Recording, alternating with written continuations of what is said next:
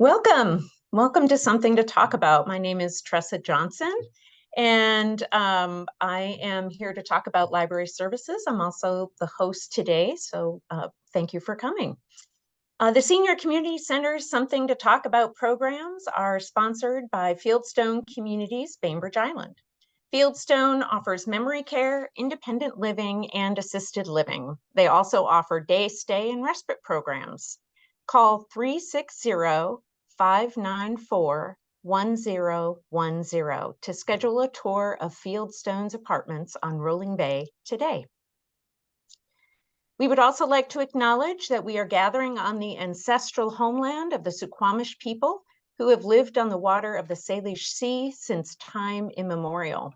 We honor the people of the clear salt water and are grateful for their hospitality. So today there are 4 topics that I would like to cover. The first 2 topics are questions that I frequently get when I'm at the library sitting at the service desk. Then I want to let you know what's happening at the library this month. We have some exciting events happening. And the last thing is I want to give you the scoop. We have some changes happening, and so stick around and you'll be the first to know. Maybe the second. So the 2 questions that I get asked most frequently about our new catalog are, how do I find new titles and how do I save a search? So I'm going to talk about both of those things. I'm going to share my screen. And here we go. And then I want to move these little buttons off of my screen. Okay. So I'm starting at krl.org. And the first thing I like to do when I go to the library website is to log in. So I'm going to go up here to the upper right, log in my account. I'm going to click there and then log in, register. Click there. And let's see, I'm going to sign in as staff and click login. Okay, here we are. And I know I was successfully logged in part because if you look in the upper right with that teal box, that's my username.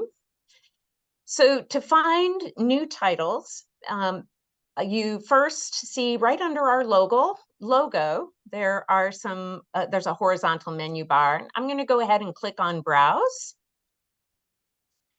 And here we have several columns of choices. I'm going to head over to the right, In Demand, and then click New.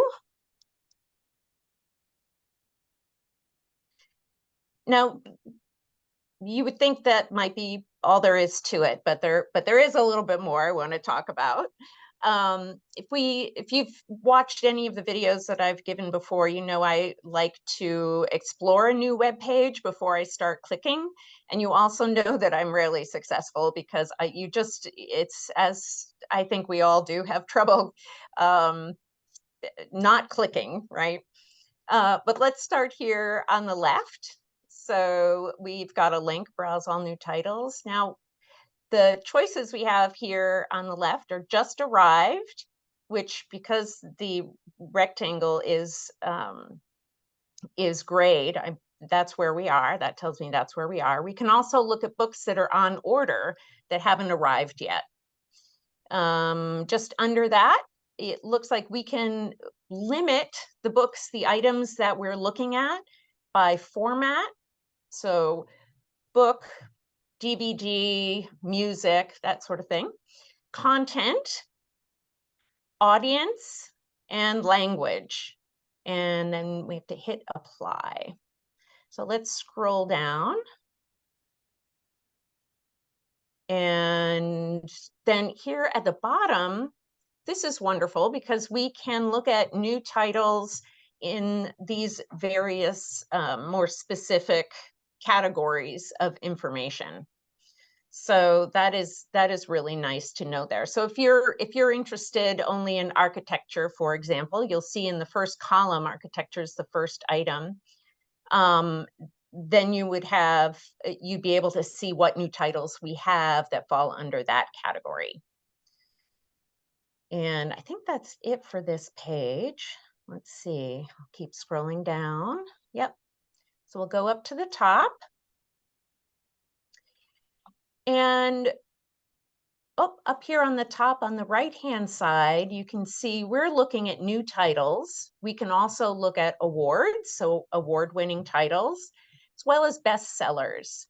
And then on the left, we have recent activity.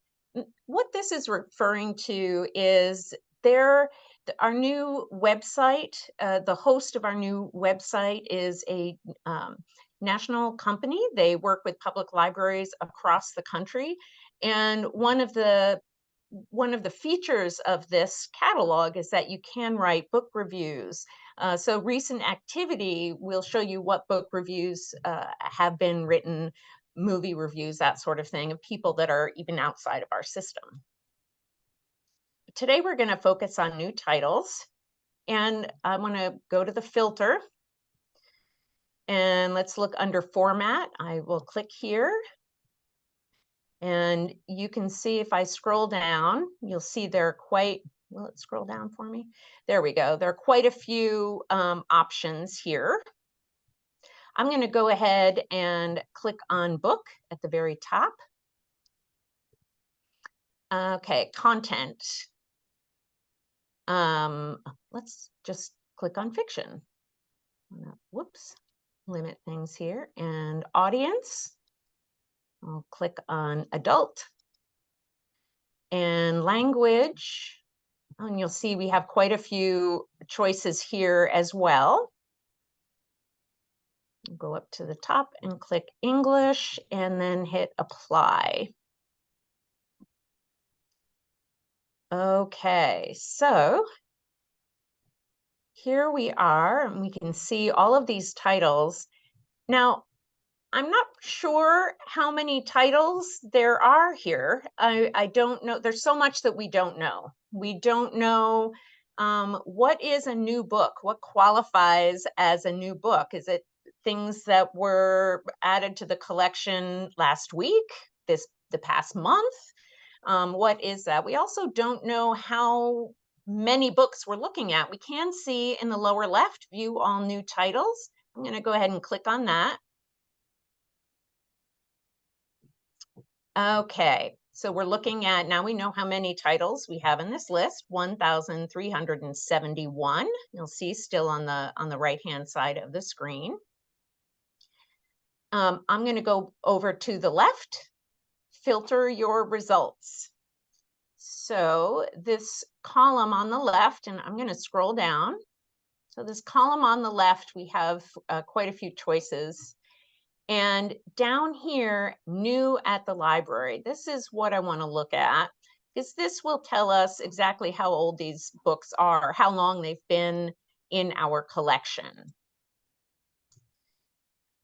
So 63 of the, I mean, you can read that 7 days, 30 days, 60 days, 90 days, 180 days. So once a book is 6 months old, it's no longer considered new.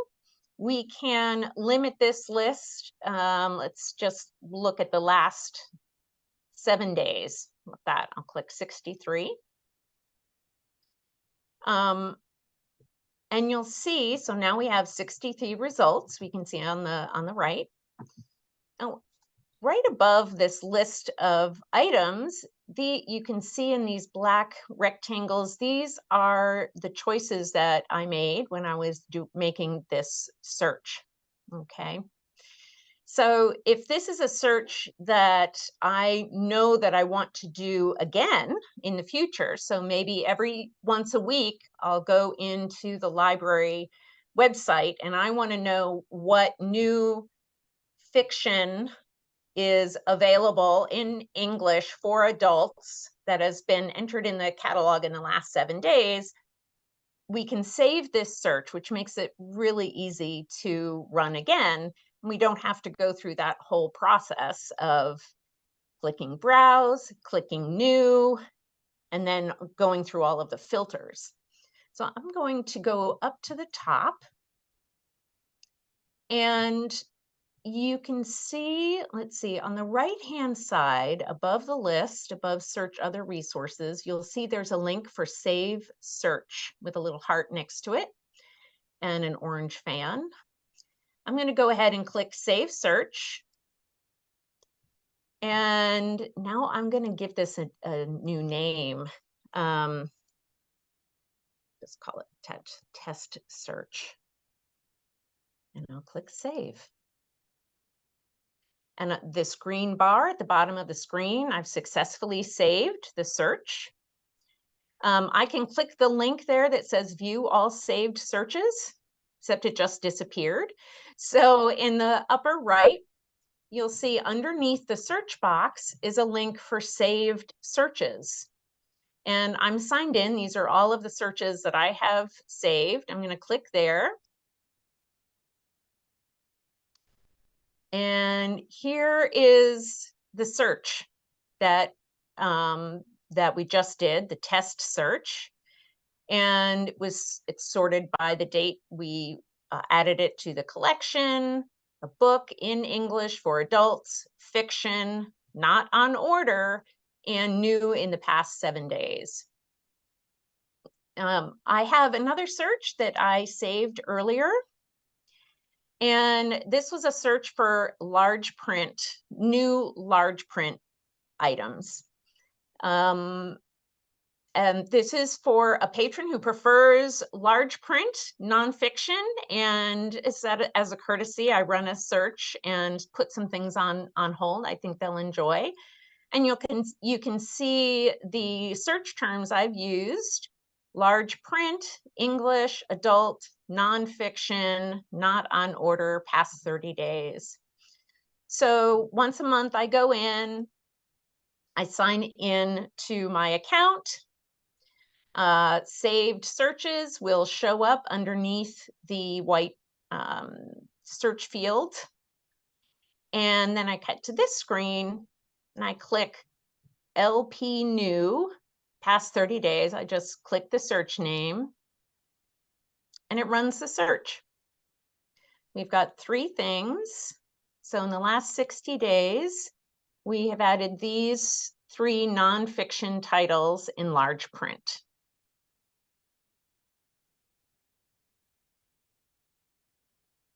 Does that make sense? Have I been clear about that process? It's a lot of information. There are several ways that you can get to the saved searches. I really like this link that's just under the search box, saved searches, that just pops up. If you haven't saved a search yet, it won't be there. But since I have several saved searches, it shows up.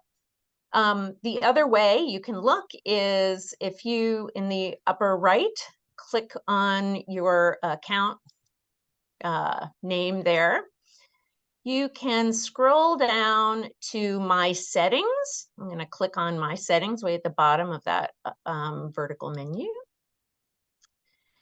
And over here on the left are all the settings that I can adjust.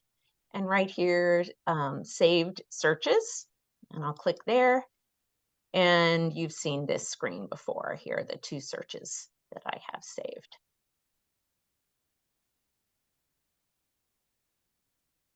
Are there any questions? And I can't see you. Can I open you up? Are there any questions about that?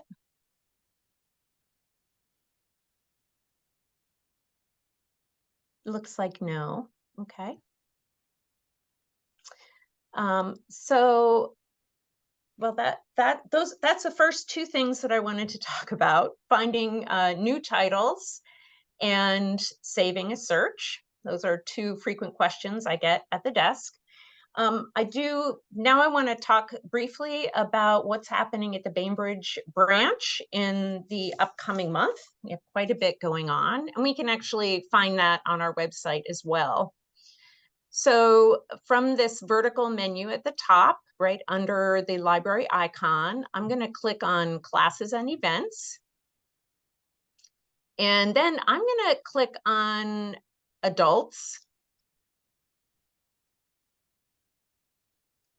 And let's see, September 15th to, let's go to September 30th. And I'm really only interested in Bainbridge Island. So I get still on the left-hand side of the screen. I'm going to click on Bainbridge Island. So these are the items that we have happening this month. Tomorrow, is this tomorrow? Or next Tuesday, pardon me. We've going to have a presentation on the botanical gardens of Ukraine, Georgia, and Armenia.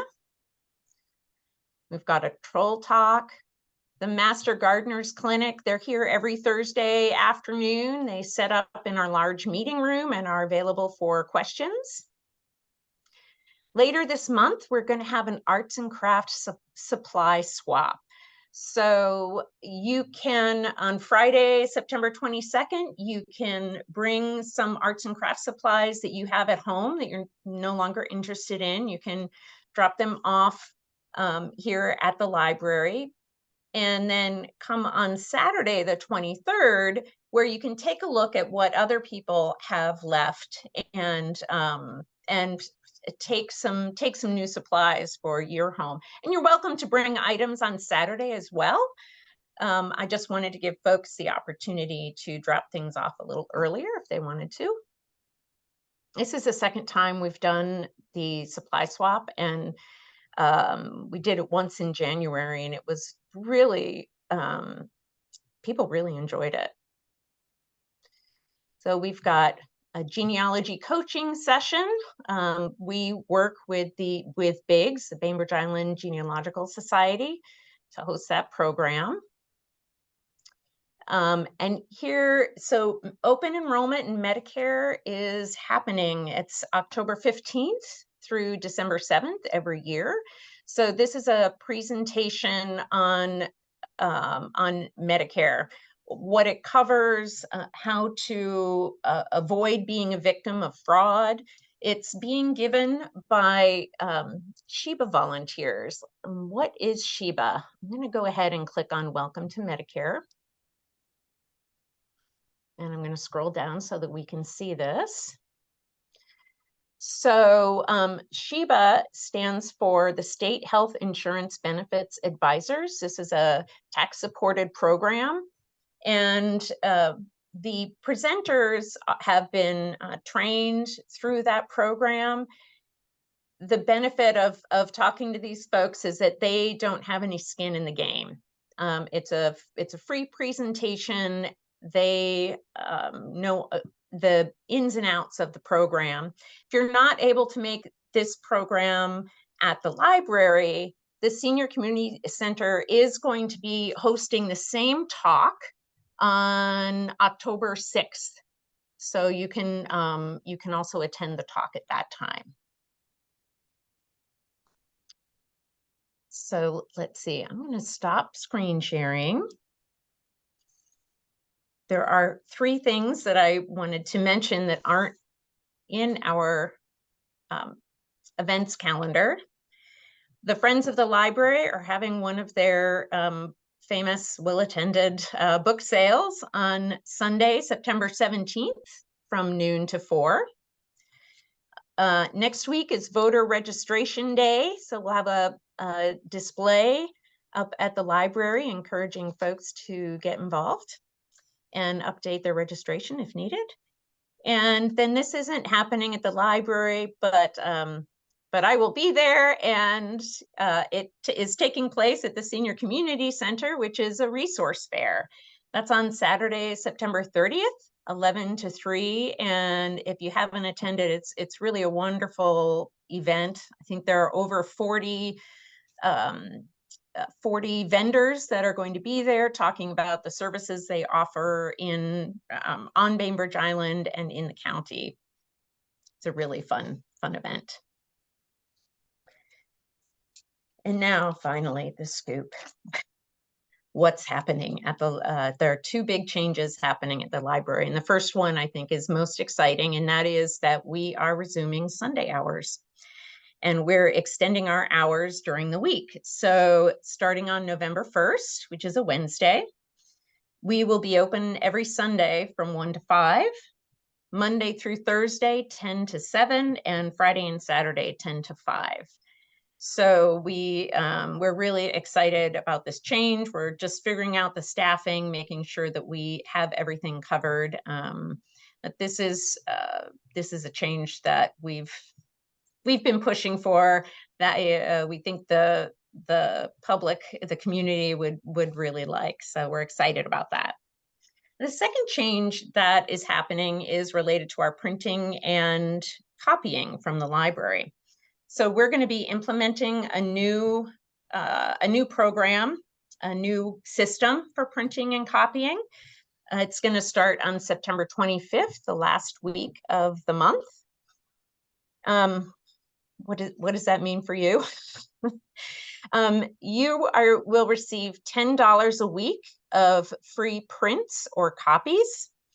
That's going to be tied to your account. So with your library card, you can make $10 worth of copies. Black and white copies will be 10 cents per page, and color copies are 25 cents. This $10 is going to reset each week. So if you don't use the full 10 hours one week, it's going to reset to 10 hours for the following week. You don't accrue extra benefit. It doesn't roll over. If you have more than $10 worth of printing or copying, our machines will be able to take credit cards and cash, which is really exciting. So people are excited about that. Now, for the free prints and copies, you will need to be using your library card. If you don't have a library card, or you are in a hurry and you like the convenience in that situation of a guest pass, then the machines do have, as I said, the credit cards and cash machines. So you can pay with one of those methods, through one of those methods. One of the things we've been waiting for a long time, this new system will enable you to print remotely. So what that means is you'll be able to, there'll be a link on our website, and you can use that link. And I haven't seen it yet. We haven't been trained yet, but this is what we've been told. You'll be able to, through our website, send jobs to our printer. So you're at home, you're looking at your email, you want to print a document, you will be able to print that document from home. You send it to the library, essentially. Then you can come to the library and you just go to the printer and use your library card to release that printing job. I wish I could tell you more than that, but that's all I know. Once I learn the system, I'm sure I'll be here at something to talk about, and I'll walk through the system. Like all technology, I think, in my opinion, it's not difficult, but if you don't know how to do it, it's impossible. You know, none of it is intuitive. As much as, you know, at the library, we'd like to think that our website is intuitive. The fact is, you know, I just think technology, if you don't know how to use it yet, it can be a little challenging. It is challenging. So any questions or comments? Oh. Thank you. I really appreciate everybody coming today. If you have any questions, you are welcome to reach out, come to the library and ask for Tressa, or you can email me at tjohnson@krl.org. And my position, they pay me to work with people. So don't hesitate. Don't hesitate. Thanks, All Tressa. right. Oh, thank you. Bye. Bye. Bye, everybody. So Tressa, if I'm not sure, I have a library card, but Yeah. I'm not sure if I set up an account, how am I going to know? Yeah. So that is such an excellent question. So what you will do is, I'm going to share my screen very quickly, if I can remember how to do that. Okay. So what you'll do is you'll go to krl.org. Right. I'm gonna log out here so that we can see it as it would look to you. So if you go to krl.org, and then you'll see the teal button and you click in log in my account. And then register. You'll get to this screen. You put your barcode in. Off of my library card. Off of your library card, all 14 digits, no spaces or dashes, just the 14 digits, as well as your password. And well, then how am I going to know what my password is? Is it my phone number? You might try the last 4 digits of your phone number. If that doesn't work, feel free to call the library. We can reset your password for you. Right. If you have not if you have not logged into our new system yet, the forgot your password button will not work. So just give us a call. We're at 451-5050. That's 206-451-5050, or stop by. We're happy to update that for you. I think there's so many things on here that are so much information on here, but I don't think that I just have not set up that. Yeah, and it's not difficult. I've just been setting it up with people when I'm on the desk. If you see me at the desk. I will. It's a good walk. I can take a little walk up there to see you. And, there you go. Yeah. So I'll try that. Just like I said, just because I think there's a lot of information here that I probably in the wintertime we'll be using more. When it's nice out like this, I'm outside walking or doing something. So, but in the winter it gets a little. Absolutely. Well, and I can, one of the things that we can do if you have any questions too, is we can schedule a time when you can come in, and that way I can sit down with you one-on-one and answer questions, go through the process. It can be 5 minutes. We can sit there the full hour. Any questions about the library? And you're right, Rita, there's a lot of information. It's not. It's hard to know what to ask when you don't know what the possibilities are, but.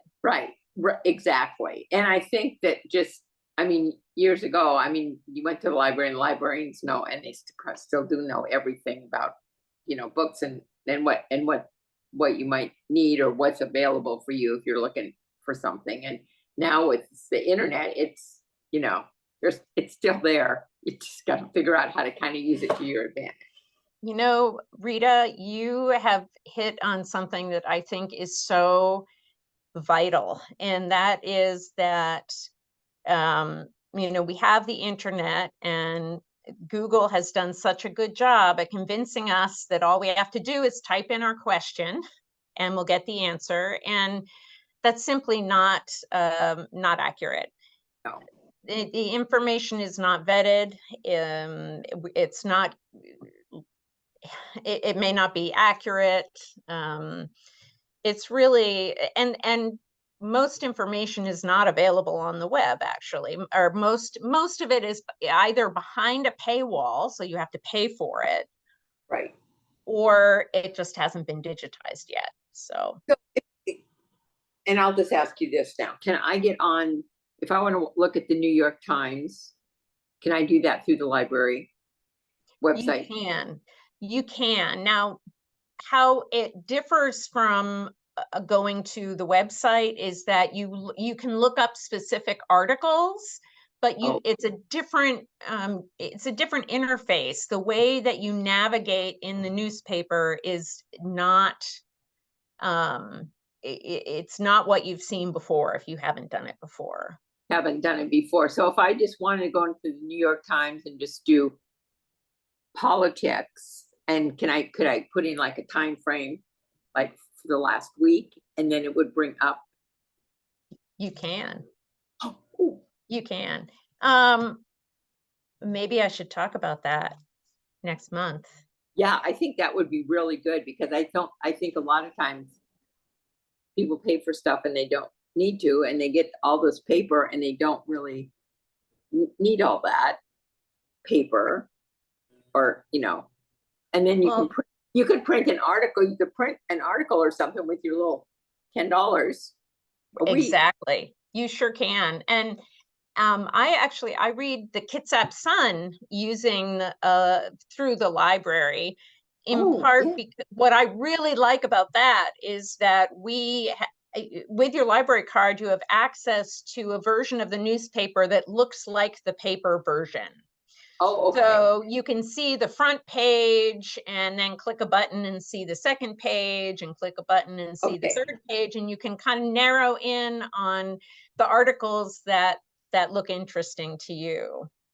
Which is great, because I don't get the Kitsap Sun, and I would like to, but I thought I want to pay for it for online and do it. But if it's available at the library, that is great. So that might be something you want to put in your talk for next time about some of those, just some of those things. I've made a note. There are so many, we offer so much, it's hard to know how much is too much, what are people interested in, how, Right. So I really appreciate, I'm so glad that you mentioned that question about the New York Times, and that kind of leading us to accessing those resources. Right. So then you can read the Washington Post, and you can read the Chicago Tribune, or whatever the current thing is for Chicago, so that you can read, and in San Francisco, so that you can get different views on the same thing. Right. And sometimes somebody will send me an article, or I'll do a Google search and an article will come up, but it's behind a paywall. But in the Google search, I know what the title of the article is. So I can write down that title and then go to the library online, enter my account, and go in and look for that specific article that way. Oh, that's great. So if you put that specific article, will it bring up like related? So if it's specifically in the New York Times, will it bring up like related or similar articles on the same subject from the Atlantic paper, from the Atlanta paper, and from Chicago, and from Boston? It depends on how you do the search. Okay. Yeah. Okay. So that again is something to maybe think about. Yeah. To let people know. That is a great idea. Thank you, Rita.